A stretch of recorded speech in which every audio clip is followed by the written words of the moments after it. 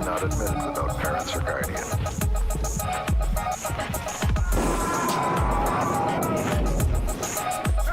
Under 17 not admitted without parents or guardian.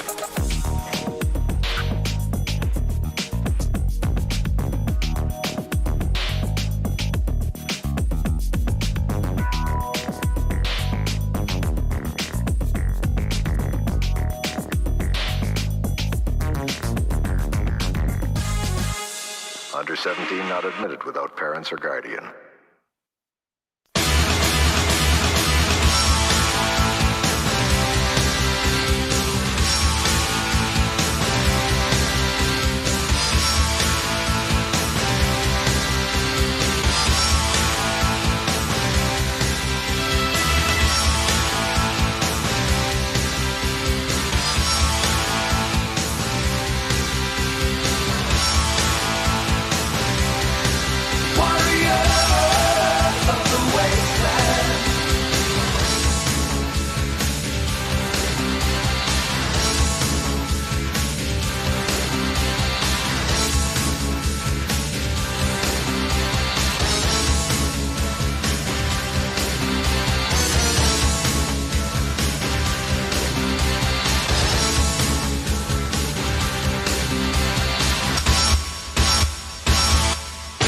Good evening, fans of fantastic films, warriors of the wasteland. Welcome to the Drive-In Asylum late movie with me, Bill Van Ryn, and in the other camera, Sam Panico.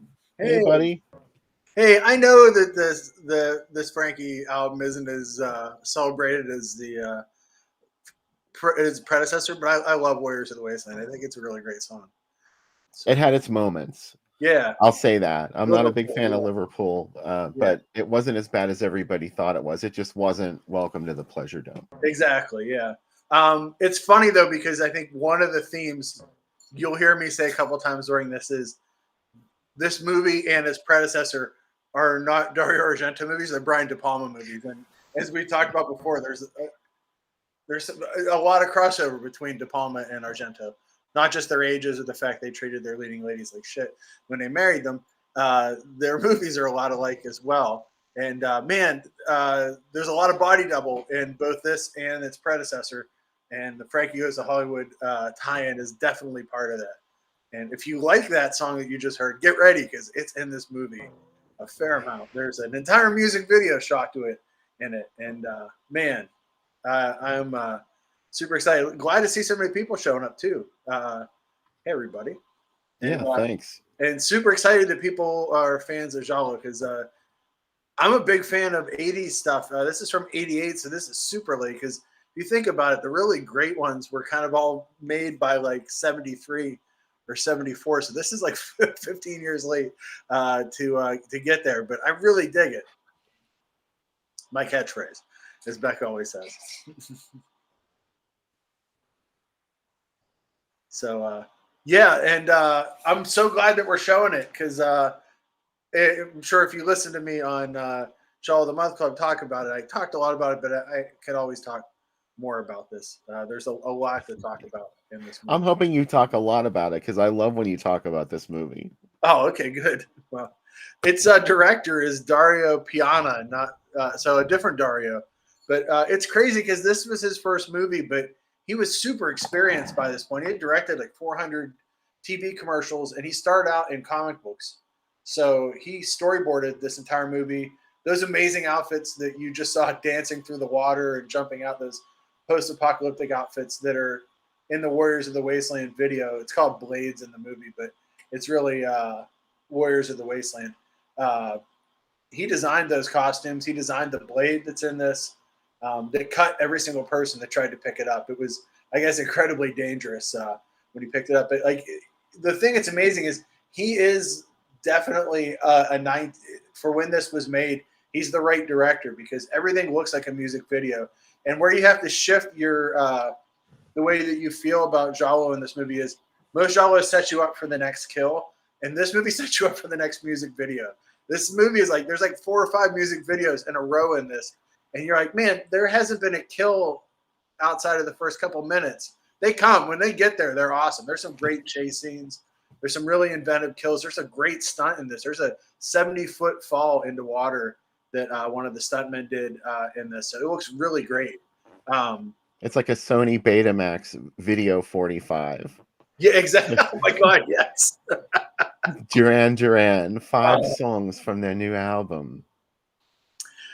And you know what I was thinking about Duran Duran the other day, because I was listening to what's the Ordinary World, and that was like their comeback. It was And so now good. I'm like, man, their comeback was 20 some years ago. That's how you know you're old, when a band's comeback is there's kids that are drinking. I was amazed that Duran Duran managed to do that comeback. I saw them on that tour. Oh, really? Awesome. It was so good too. The Cranberries opened up. Oh. Remember them? There was no need to argue. I do remember them because I have a horrifying story about that you can have. I'm not going to say on the air, but if you want to ask me in person about it. No, you can tell people. Well, I can tell people? You can tell on the air. I'll tell it on the air. So You don't have to go in there. I won't go. You can't set it up and not tell us. Yeah, so I had a very painful surgery once to a very private part of my anatomy. And the doctor said, as they were putting me in surgery, one, do you want to watch? Yeah, I do, because I'm crazy and I like gore. And two, would you like to listen to music? And I thought, certainly they'll have some music that we can listen to, right? And he said, well, the only record we have is the greatest hits of the Cranberries. So from now on, every time I hear the Cranberries, I think of watching a scalpel dig into my penis. So, I'm free to decide. And sometimes a zombie. I don't blame you for that. Yeah. That's made me never want to hear one of their songs again. I mean, when they come on, it's like a little, yeah, I run. But anyway, R.I.P. Dolores Riordan. That's my Cranberries. But yeah, I think I saw the Cranberries with somebody else. Not pre that surgery. It wasn't like I'd be a maniac if I had that surgery and suddenly like I'm wearing a Cranberry shirt all the time and you're like, you're really into the Cranberries now. I'm like, well, I went through a traumatic moment listening to the Cranberries, so I figured I'd be real into them now. Nobody was there for their set. Everybody was only there to see Duran Duran, and there was maybe like a third of the room was there for the Cranberries, and the lights were up and the stage was all like, not assembled for them. And but they still did a pretty good set. She was barefoot on stage, which looked very dangerous because she was jumping over wires the whole time. But they played a pretty good set, I admit. I wasn't really like, oh, I gotta have that album. Yeah. But Duran Duran were fucking amazing that night. That was the second time I'd seen them. I saw them in '89 on the Big Thing tour. Did they do The Chauffeur? That's a good song. They're not even like one of my favorite bands, and I've seen them so many times, but they did White Lines. That was the first time I ever heard them do White Lines. Oh, yeah. And remember, they did that covers album. Thank you. The covers album. Yeah. I love that record. I will go to my grave defending Thank You. I think it was fucking amazing. But they did White Lines. They were doing that for years in concert before it was on that album. They used to do it all the time. And they probably did real White Lines all the time too. But it was a really good show. And I don't know. I guess I just didn't expect them to be such a good band. And they're tight. I mean, they've been touring forever, John Taylor's amazing. He's an amazing bassist. There's a lot of 80s music video look in this. Obviously, the killer looks, and the girls in the beginning look right out of Robert Palmer in the beginning. And there's a lot of like Patrick Nagel influence of this. It's funny, when I was on Genre of the Month Club, Diane, the hostess, a little younger than us, probably a lot younger than us. And I'm like, Patrick Nagel. And she was like, who? And I was like, oh, please, you have to know Patrick Nagel is, right? Like, it's the look of the 80s. Went in a hair salon, the picture was there, or the cover of Rio, or, all this stuff. And nope. So, again, feeling old. I have to deal with it all the time. Everybody that I work with is like 20 years younger than me now, sometimes more. Yeah. And try talking to somebody that young and about the stuff that you're already feeling. We got our interns this week, and I'm like, oh boy, I feel, I feel old, ancient. Yeah. So Dario Piana, who's in this advertising background, And he also directed 2 movies in the U.S. years later. He stopped directing for 8 or 9 years after this because the reaction, the critics at the time said that this movie looked ugly. When you watch it, in no way do I think this movie looks ugly. I think it's gorgeous looking. It's really pretty in parts. But he directed The Many Deaths of Ian Stone in the U.S. and another sequel, Lost Boys: The Thirst, a direct-to-video Lost Boys movie. Ooh, Yeah, actually, that's gotta be wasn't good, bad by right? comparison to the first one. So Maybe we can do a commentary on it sometime. on the Maybe someone will hire us to do a commentary on that one. that's our next year. Like we only do shot in Czechoslovakia 90s sci-fi sequel movies. Like we'll get to do Rave to the Grave, the 5th Return of the Living Dead movie. I think that's the second time I brought that horrible movie up, and hopefully the last. But yeah, so yeah, the first movie. So oddly enough, there aren't a lot of Giallo sequels. There's only one other one that I could find. I asked a few people, like Troy Howarth and a few other folks. The only other ones are obviously the Rah Rah Girls, aka What Have You Done to Solange? That whole the Schoolgirls in Peril trilogy. This is a fashion in Peril trilogy. The first one is Nothing Underneath, and there's another Nothing Underneath that came out in 2011. And this movie, none of these movies have anything to do with each other. Just the title, Nothing Underneath, was a really famous book that came out in the 80s that a lot of people thought that Halston wrote. Some people thought a couple other famous fashion designers wrote because it was written under a pseudonym. And it's all about how horrible the fashion industry is. So when they got the rights to make a movie, they said, why don't we just make a Giallo? And they hired, for the first movie, they hired everybody that worked with Dario Argento to do it, except for Pino Donaggio, who did the music, who's Brian De Palma guy. So the first one was a huge success. So when they came to make the second one, they the only thing that's in common is really gorgeous looking models. That's really the only thing in common. There's none of the first movie has a psychic park ranger who lives in the U.S. It has Donald Pleasance eating spaghetti in a Wendy's in the middle of Rome. It has a lot of craziness. This is a little more focused and a little more almost like police procedural. The other thing I always think about this, I don't know if you do, Bill, or not. Maybe I just obsess about it, but this is right at the line when, is it a Giallo or is it an erotic thriller? Right? Like once Basic Instinct and Fatal Attraction came out, like all the old Italian directors were like, oh, I can make these movies again. And they just started making Giallo again. Like that's when you get like the washing machine. And, these I don't have a horse in that race because I'm not like really into Giallo. I like it, but I don't I have know a a whole whole lot stable about it. of horses in this race. Right. And like people get so defensive of it. They're like, well, that's not a Giallo. Yeah. That's an erotic thriller. I'm like, okay. Well, Whatever. so here's the way you figure it out, right? If the movie is more about the killer and how the killer, and his implements, it's a slasher. If it's more about the murders to lead to like murder set pieces, it's a Giallo. If it's more about sex, it's an erotic thriller. They can all have the same elements. And sometimes, like you said, who knows? It could be a little bit of everything, I guess. Yeah.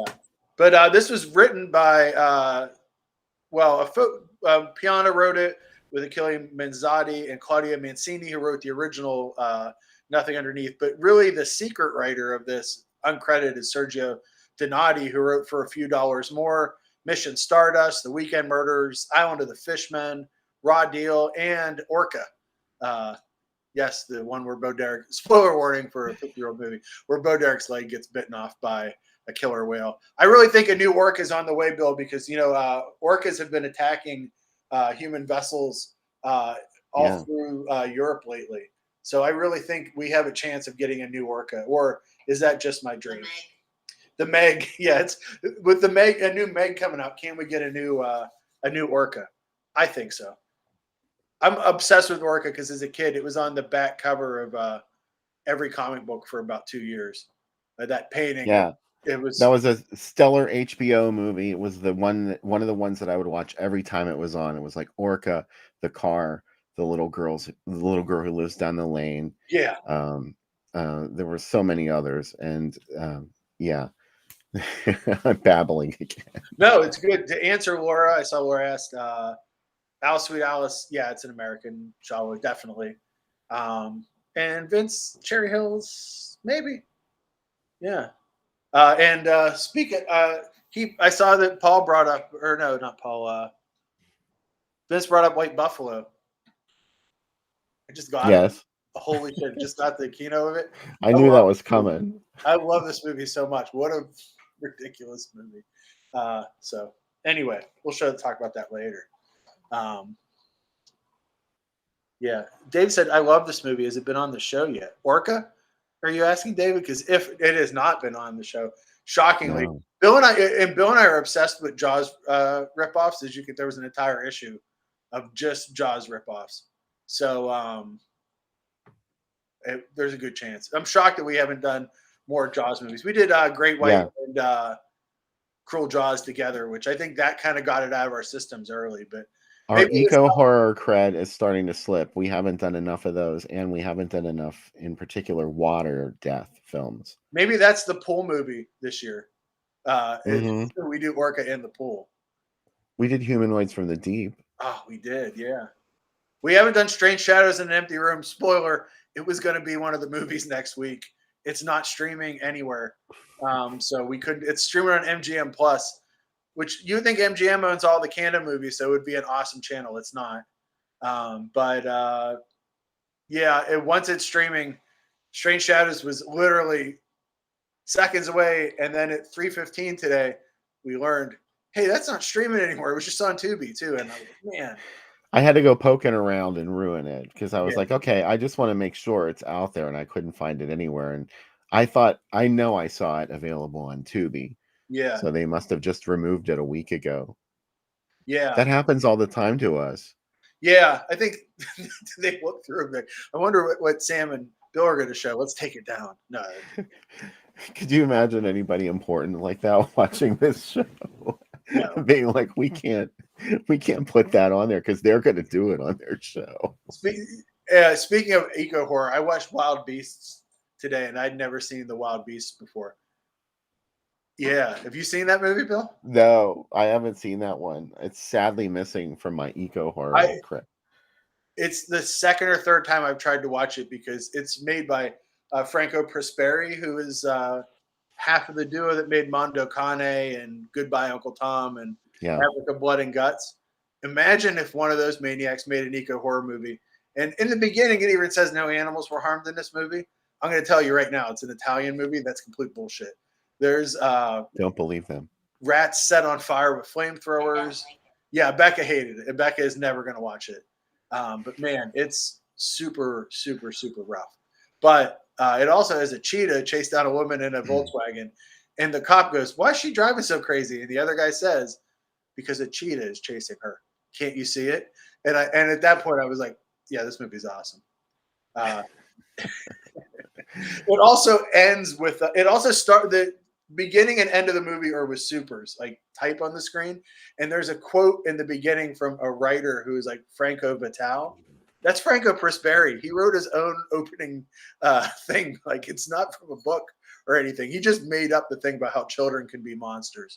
And then the end, they didn't film the ending of the movie, so they just tell you the ending in type, which I've noticed happens a lot in Italian movies. But it's an entire town where kids are drinking PCP gets into the water supply.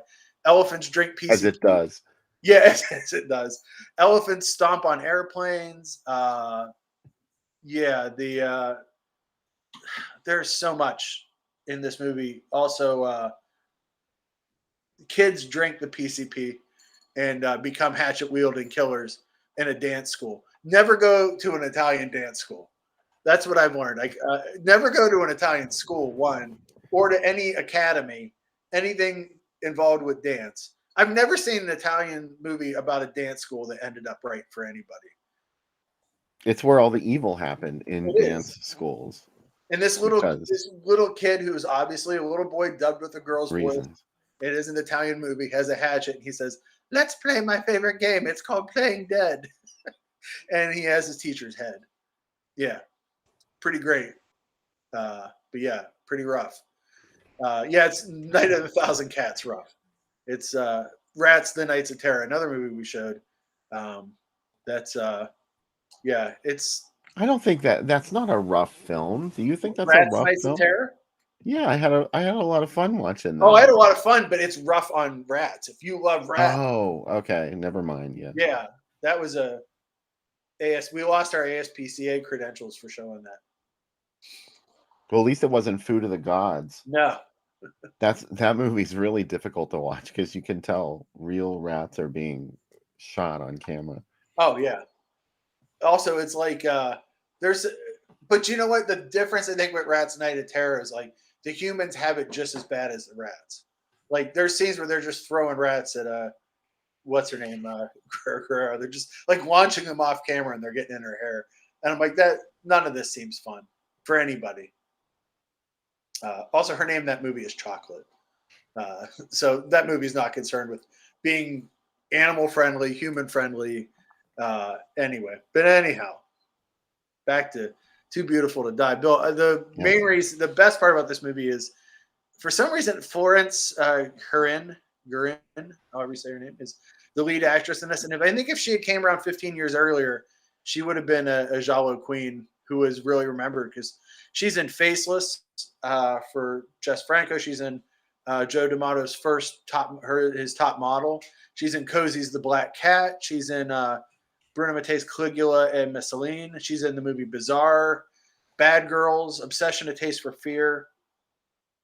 She's in Homicide à Lucy Blue, which is a movie made in the U.S. where she's working with David Hess as a New York City cop to find a serial killer who's using grenades to blow dudes' dicks off.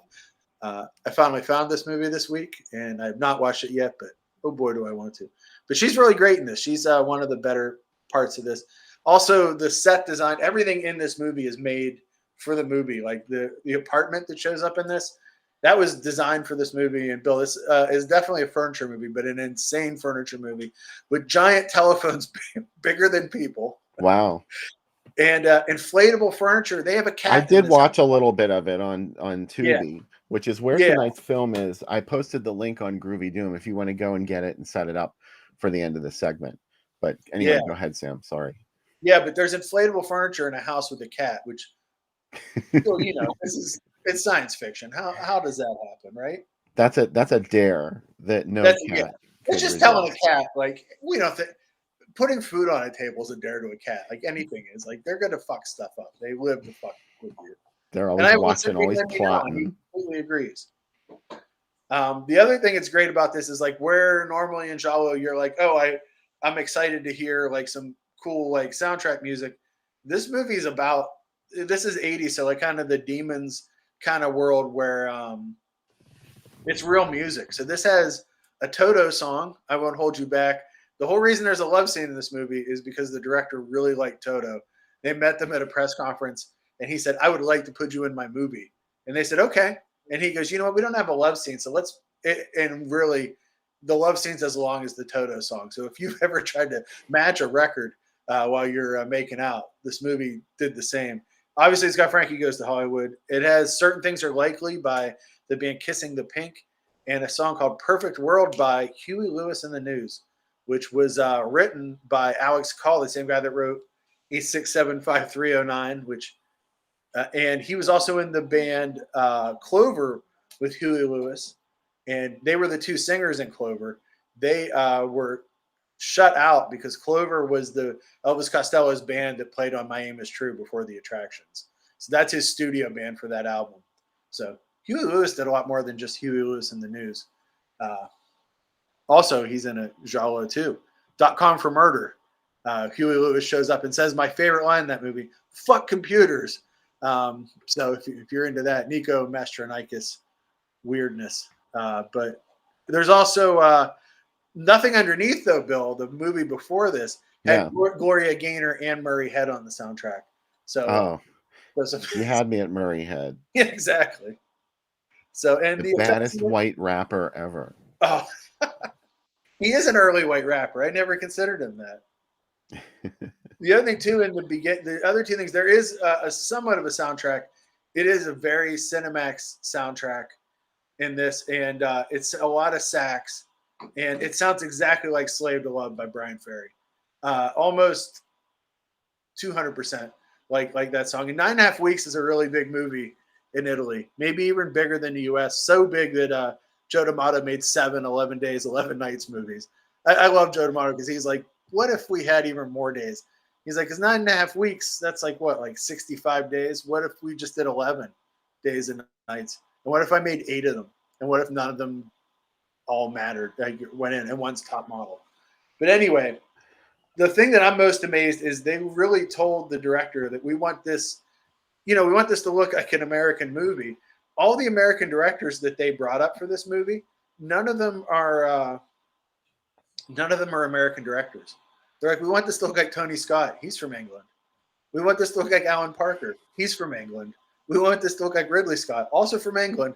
Every single director they brought up was not an American director. But and Adrian Lin, who obviously, that's the big person. Everybody's trying to make stuff look like Flashdance or 9.5 Weeks.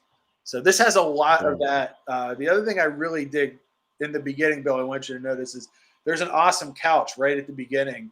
It's like a red lips couch. Oh yeah, I saw it. Yeah, that's a Salvador Dali designed couch. That's called it's a Studio 65, and it's called the Mae West couch. And it was literally designed after Mae West lips.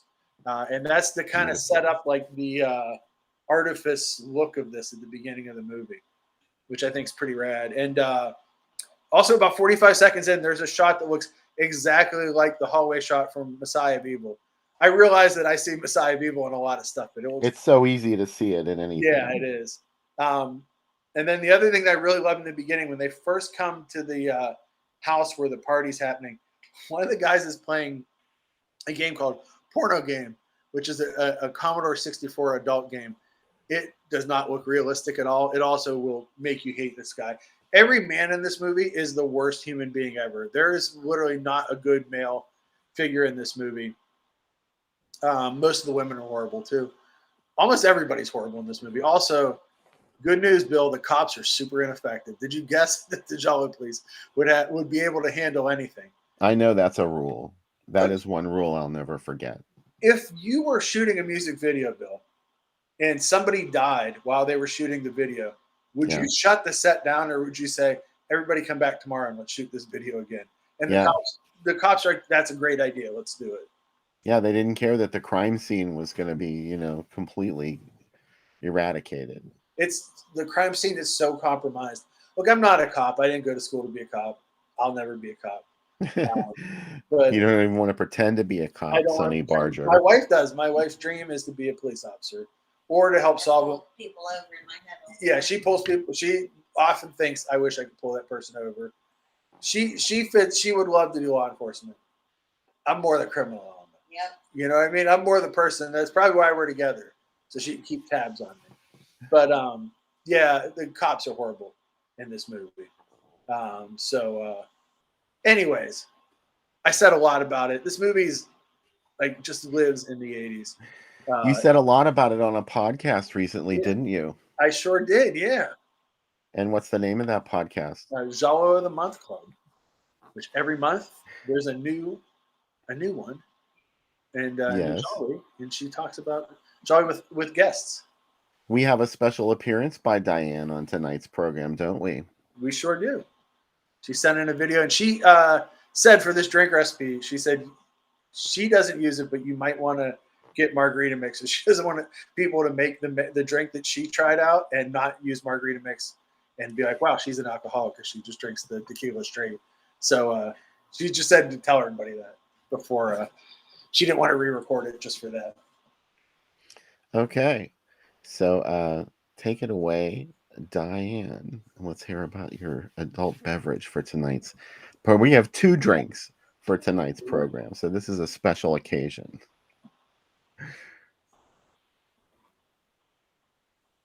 Hi, Sam. Hi, Bill. Hello, Drive-In Asylum party people on this wonderful Saturday evening.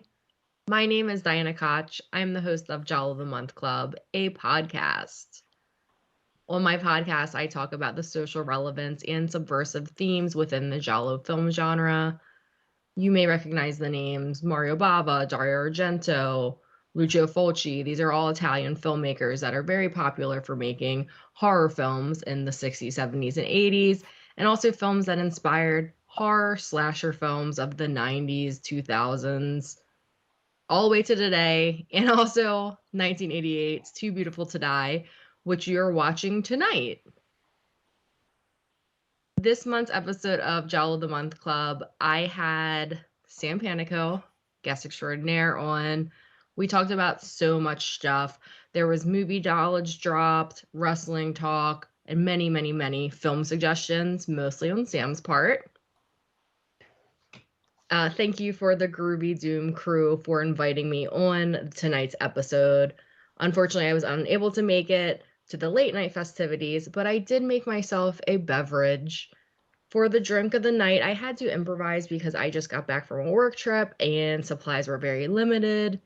And I did see Sam's custom cocktail, which I was a little jealous I didn't stock up on pineapple. For this movie, I highly suggest grabbing a beverage that you really, really enjoy and just sitting back, relaxing, enjoying the 80s-esque quality of it all. You have beautiful ladies, crazy costumes, absurd set pieces like giant phones. There are some amazing chase sequences in this film, great kills, and just let that 80s-esque music video quality just wash over you tonight. My drink of choice this evening was inspired by Sam's custom cocktail. I'm doing 1 part pineapple juice. Dole's always a go-to. 1 part Jose Cuervo. This is just a very popular brand, and it's always reliable for me. It's probably the best store-bought brand that I've ever had. So yeah, all reliable. And then 1 part Mezcal. I love Vita. It's smooth, it's smoky, really good, and I love a Mezcal margarita. So I'm doing like a Mezcal margarita with a hint of pineapple. 1 part of each of those 3 makes for a delicious Jalo yellow covered beverage, which is really good.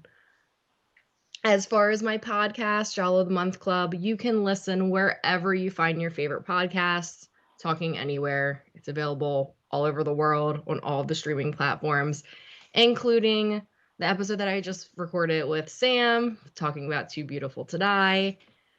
You can also find Jalo the Month Club on social media at Jalo Club on Instagram and Twitter. And if you love Letterboxd, you can follow the list titled Jalo the Month Club for every reviewed movie ever reviewed on the podcast. I log, rate, and review everything. I also link every episode, link the episode to the movie, so it's really easy to find. And please comment with your thoughts if you do follow on Letterboxd, because that's one of my favorite apps to use. Cheers to a great show, Sam and Bill. Thank you so much for inviting me on tonight, and buy some Vita and drink a Jalo beverage. Cheers. All right, thanks, Diana. Sorry I called you Diane on your intro. So And she has a ton of episodes, and we met because I sent after the first couple, I was like, I should send some recommendations, and I sent, of course, a rambling 200-page letter. I'm like, you should watch this, and all this different stuff, and it was like way too many movies. But luckily, didn't think I was a maniac any more than I always am. all right, so here's our second cocktail of the evening, brought to you by Sam Panico himself. I asked Sam what this movie was about. He said it's a fashion giallo. As you can see, you've come to the right place because this is a house of fashion. On the catwalk, yeah. Shakes his little butt on the catwalk. All right, hey. This drink's called 80s Jala. It is pretty 80s-y drink, I think. So we got some new stuff this week. We got my friends Desiree and DJ gifted me this last week on my birthday. It's the first time I've used it. Fancy. It's Avion Resposado. It's a Tequila. high agave tequila. So I'm pretty excited about that. Dole. Always. Sponsored by Dole. Sponsored by Dole, I wish. Cointreau. And to make it Italian, we're gonna add a little bit of Campari to it. That's what makes it Italian. We're gonna make this cold with a combination of crushed ice, which we use The outdoor Gibson the bag. outdoor Gibson bag with. This is my Giallo weapon, my Gibson hammer. I don't think I could kill. You could. There's a chance that you can kill someone with it. We're gonna use some frozen pineapple chunks, crushed ice, Salt. and a little pinch of salt at the end, just to give it a little bit of the taste of the Florida Keys. I've been saying Kokomo all day. I don't know why it's stuck in my head. Let's not keep it going any further. Anyway, 80 Giallo. Let's make it. Start with the alcohol and screw it. Let's do it like this. Let's mix those two together. And then 3 ounces tequila, 4 Yes. ounces pineapple juice. Yes, and you can always add something I should put in as a disclaimer. If you don't like high levels of alcohol, you can always adjust. You can add a little more juice, or take off the alcohol accordingly. And then that way, you figure out what you like. I obviously tend to drink a lot of alcohol in my drinks. We won't debate about why that is. Daddy likes to drink. Anyway, let's Ounce of Cointreau, half ounce of Campari. yeah, and then let's put in some of these pineapple chunks. These are going to be what they call. You're not going to fit them all. No, these are what they call agitator ice cubes. So if you're shaking with crushed ice, generally you get harder ice cubes, and because it's hard to shake with crushed ice because things get jammed up, these agitator ice cubes keep things moving. And we're going to put a little salt in there. In the cup? Yeah, and then we'll do a little on top when we're done. Anyway, now Tighten your lids. put on your black gloves and listen to some Huey Lewis. You'll find out in this movie. This movie's got Toto in it, Huey Lewis, Warriors of the Wasteland by Frankie Goes to Hollywood. It's got some really great music in it. All right. Let's all shake it up now. And this is going to have a little, because of the Campari, it's going to have a little... Pinky. Yeah. I was kind of going for the pineapple juice because of the yellow, because obviously in Italian, Giallo is yellow for the covers of the detective novels, of the Edgar Rice novels that would come out and be on the shelves. So that's why it's called that. All right, let's give it a little salt to top it. Here we go. This is the 80 Giallo. Pronto. Pronto. And Pazuzu. Pazuzu Pronto. Hold on. That is very nice. Whoa, that is a sophisticated drink. This feels like something that someone in this movie would drink, probably when they're killing a woman in a hot tub. So get ready. We'll see you for the movie. All right. Cheers, Pazuzu, to everybody. Zuzu. Mmm. I'm glad that Dan got my Kids in the Hall reference. I quote from Daddy Drank all the time. So, as we were talking about before the program, this movie did not play in the United States, so there aren't any newspaper ads to show for the film we're going to watch tonight, Too Beautiful to Die.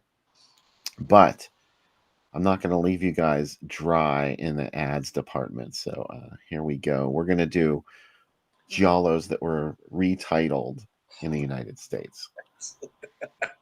My favorite.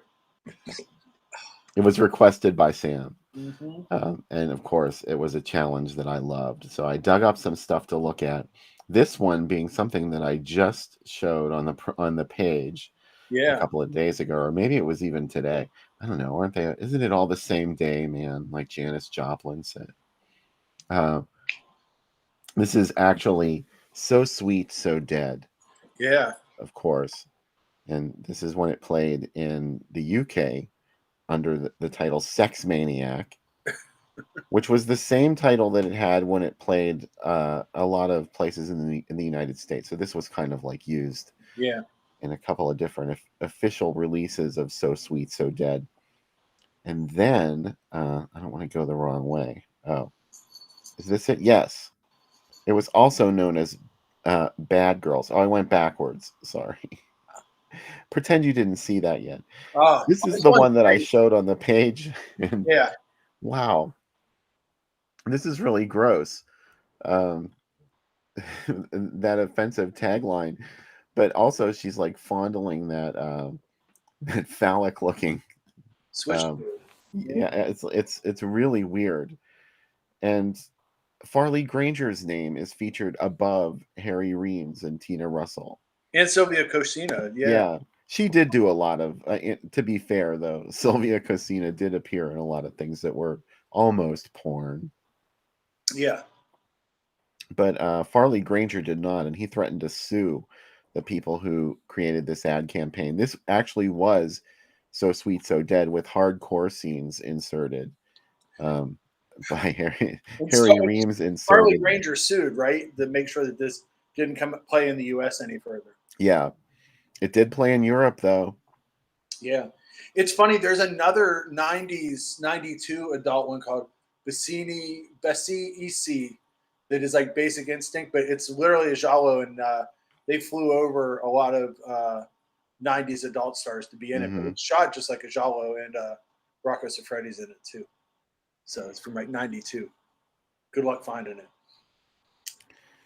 So here it is as the slasher. Yeah. The Slasher is the Sex Maniac is another title, right? Or the Yeah, and yeah. they cut off different parts of it. Sometimes they used the slasher, and other times they would use the full title so that they could print Sex Maniac in the ad. This whole night is, man. Do you really want to sit next to anybody for dollar for kids? Come and see Snuff, and I think most people would deny they were there. yeah, I know. You don't want to put this on your resume. Yeah, $1 for kids. Yeah. They were letting kids into these movies. We brought our kids to the movie one, and boy, the Slasher's the Sex Maniac. They really liked Farley Granger in that. Man. Yeah, so I'm not sure what used. That's Bamboo House of Dolls. Sorry, yeah. I thought we were looking at 4 films for a minute there. It does look. That's the bad part of the design. Yeah. And here's the big surprise I had. It's the same movie playing as bad girls. Oh, man. Toot toot, beep beep.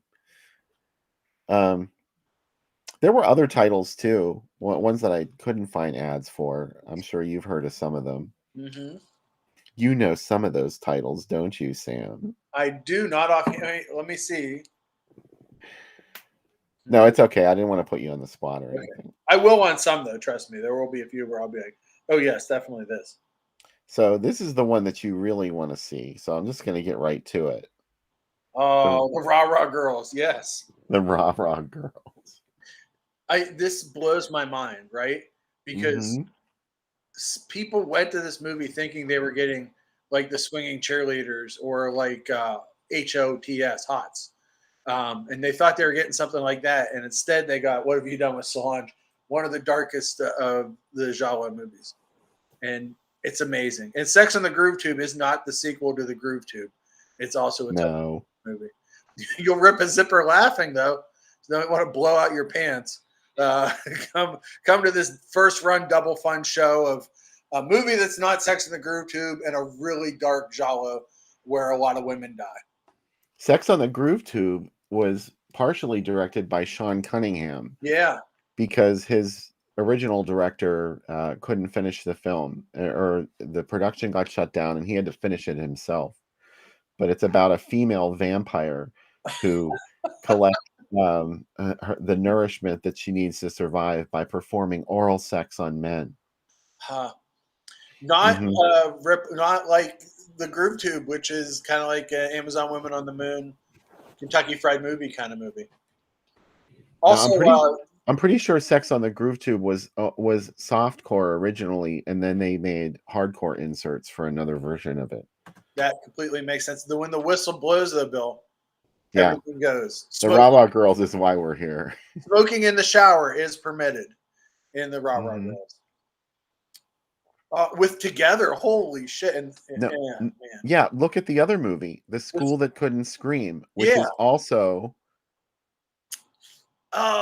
Oh, my brain just got shut down. What is it? Right? See, you got short-circuited. Yeah.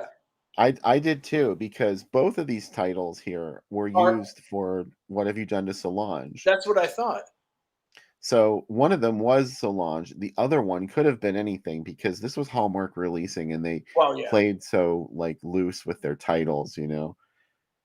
I also the fact that that they call this a true story, which got tied to Solange a lot, as well as it was based on the Curse of the Green Pin, the Edgar Wallace story. It has nothing to do with that Edgar Wallace story. If an Italian tells you that it's loosely based on a book, they may as well tell you that Carlo Ponti produced it. The producer of Dr. Zhivago brought it to he's you. bringing a new movie to you called Torso. Holy shit, this ad. Breaker Breaker was the first film. So So you could Chuck bring, Norris's first starring roles. yeah. And after that, you got confronted with one of the darkest of the Italian giallo. Yeah, like, hey, do you like CB movies? I do. Well, come to the Fiesta. We got that, and then Murder. Man, Yeah. I don't know. I wonder how many people were genuinely freaked out by that. it's well, I know a whole car of kids that were freaked out by it a couple months ago, but yeah. Yeah, that's what makes me think of that, because Yeah. there had to have been other instances of that if people thought that they were getting a sex comedy, Yeah.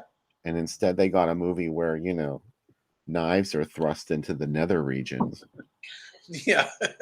Like, hey, you know what? Camille Keaton has an abortion. It's light fun for everybody. And the other movie, The Hawaiian Split, this was a much later screening, by the way. This is from 1977 when they trotted out Solange again as the Rah Rah Girls. And the other movies are all contemporary, but The Hawaiian Split I meant the other movie, Breaker Breaker, was contemporary, but Rah Rah Girls was old, and so was The Hawaiian Split. That was a film from 1973 called Godchildren. Like a mob film. Yeah. They may have wanted you to Breaker think it was Breakers. part of some cinematic universe with The Godfather, so they called it The Godchildren. But here it was called, under its original title, The Hawaiian Split. I love that. And it's crazy that Breaker Breaker is playing with those movies because it's such a throwaway movie. Whoa. Here's another one that makes it definitely seem like a night of softcore. Yeah. Wow. Pride's Corner. $5 a carload. Get in the trunk. We're going to see the Rah Rah Girls and the Young Vixens. Young Vixens, too. Yeah, don't forget that. Yeah. I The wish Young that one of Vixens these- are nothing to sneeze at, Sam Panico. No, I mean, they're always ready with a helping hand. They're here to help you do whatever. Whatever. Whatever. What do you think whatever could be? I mean, I need help with my pool, so I mean, maybe. Yeah. What do you need for your pool? It's A like- prowler? Yeah, yeah, exactly. Rosemary's Killer, yeah. I hope nothing like that ever happens in your pool. I hope not either, and I hope we don't have an orca attack when we watch Orca in the pool. Here's some more giallos. I mean, Deep Red really isn't a retitle, and neither is The Night Evelyn Came Out of the Grave, but this was too good to pass up. Oh, yeah. The Hatchet Murders, a.k.a. The Hatchet Murders. I love that title. It's a great title. Don't you think it's a great title? You say that just to make me crack up. I do. I love that you were like, I think I already saw this one. It was called The Hatchet Murders. What about Night Evelyn Came Out of the Grave? I Was like that the original title? Yeah. Yeah, I really like that movie. I like it too. That's another one I saw on late night TV. Maybe it was even on Chiller Theater. Yeah. I think it was. Yeah. It's almost like it's Giallo, but it has a lot of gothic horror in it too. It's a neat blend of it. Yeah. Well, it's very Euro horror, Yeah. Yeah. Oh well, look at that. Speaking of Euro horror. Yeah. What is Blood Brides? Which one is that? I was hoping you would ask me that, Sam. It's one of your faves. Oh.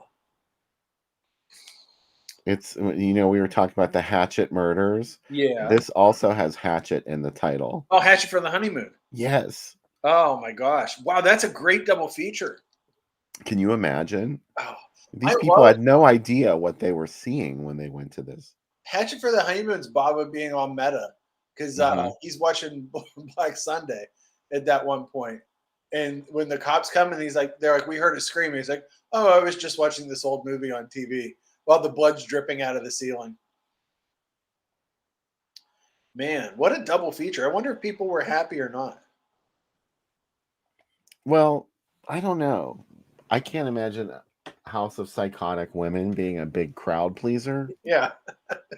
It pleases this crowd, Yeah. but it's a really kind But of imagine like a bunch of 16-year-olds that just want to drink beer and screw around. Mhm.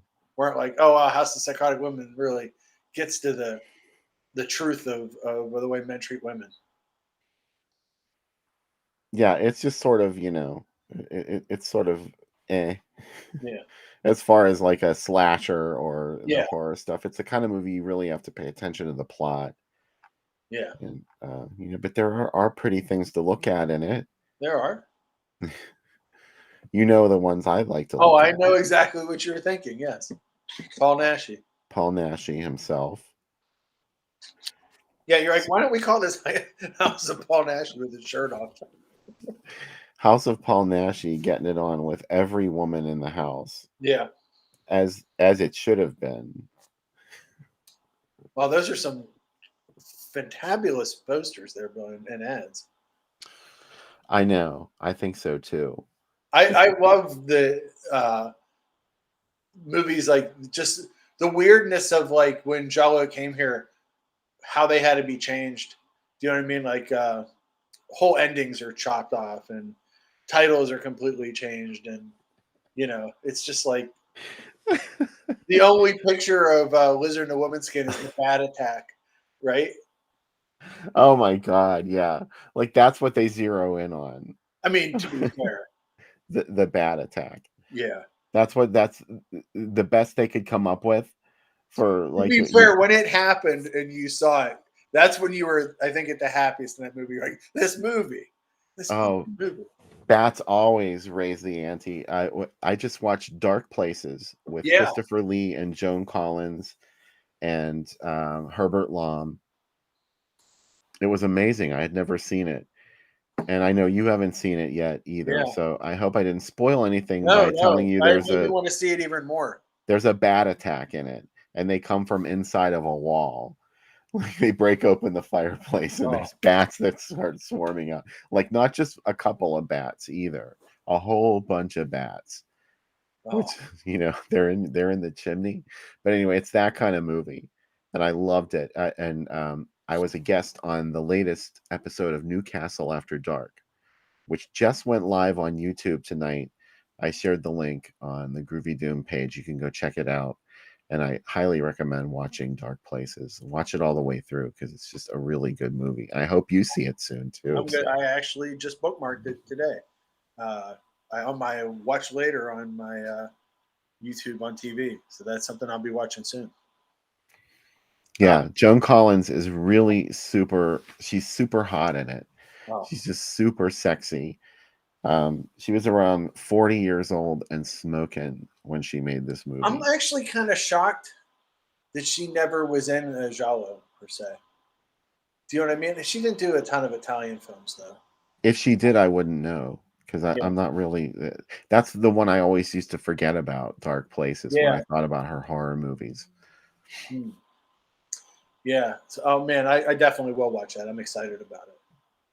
As a tease for next week, both of next week's movies are some of the seediest movies we've ever shown. Shockingly, I didn't pick either one of them. The movies were just not. I mean, I definitely had input, but like, our guest next week picked them, and AC Nicholas is going to be on the program again. Yes, and man, he brought with him the scummiest cinematic presentations he could think of. Smokers, nearly, as they would say in the 50s. They're both they're rough. So and what both Harry Novak movies next week. So look for his signature. I'll be wearing the Harry Novak shirt next week. So super. Me excited. too. We'll be twins. Mm-hmm. Excited to break that. That's actually my work headshot. It is me wearing a Harry Novak shirt in front of Scarecrow Video, and people are like, "Oh, you look so nice in it. What does your shirt say?" And I'm like, "It's the guy who produced Wham Bam Thank You Spaceman." Uh, I don't say that. Lee, you're gonna have to wait to the Yeah. second segment until you know what titles. Also, exciting second segment show up because I have 2 copies of the Lovecraftian movie called The Tank that our friends at Wellgo USA sent that I will be giving away. So come on back and you can win it. Also, spoiler disclaimers: if you live in the continental United States, you are eligible to win.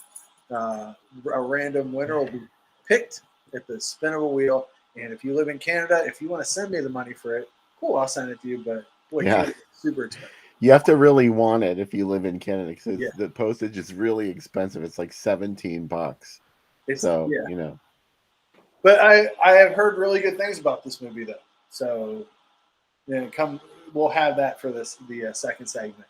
But super excited about it. But man, I'm so excited to watch this movie with you guys because this is a movie that I originally got on bootleg because I really wanted to see it. I saw there's a scene in it that you'll soon see where there's a water ski sequence in this movie where some of the craziest costumes, like parachute costumes, are worn. And I saw that picture and I was like, what is this movie? So I had a bootleg for years from Call to Action, sadly out of business.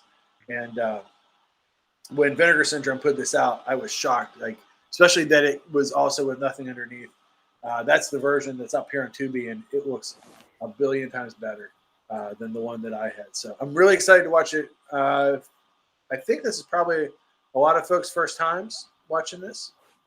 Oh yeah, let us know in the chat if this is Yeah. the first time you've seen Too Beautiful to Die.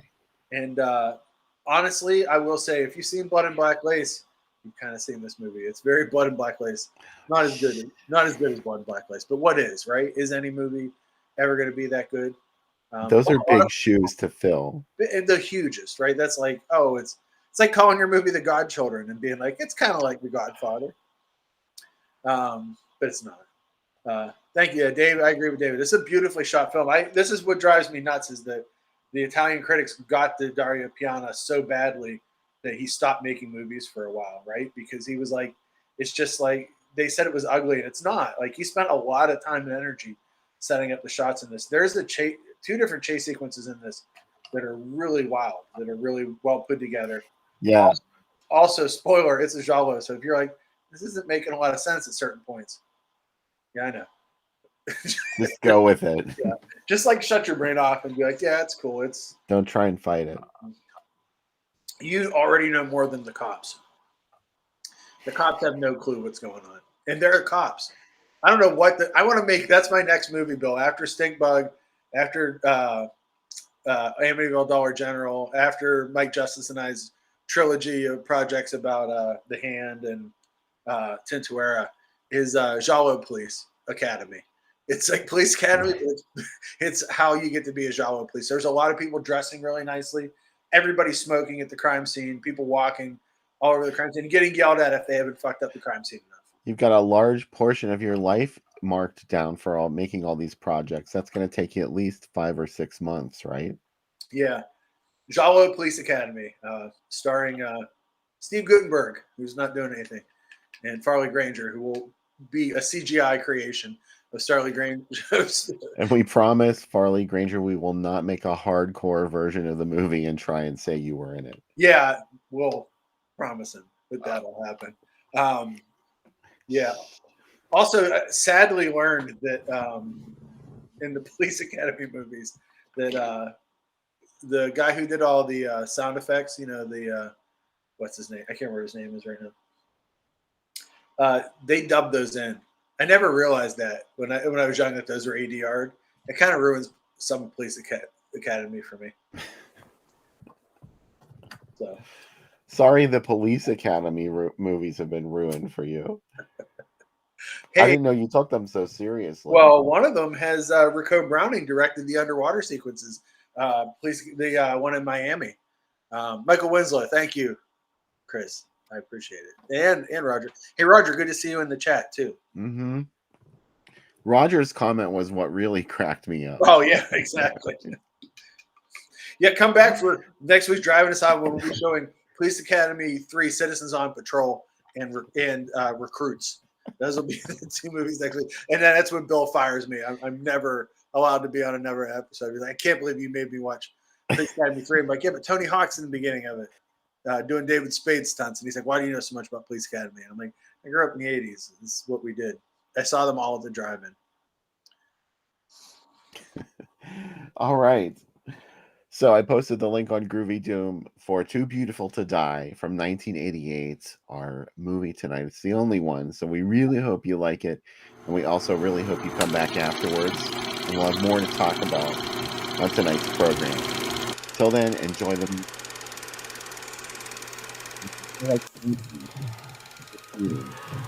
only a movie. Only a movie. Only a movie.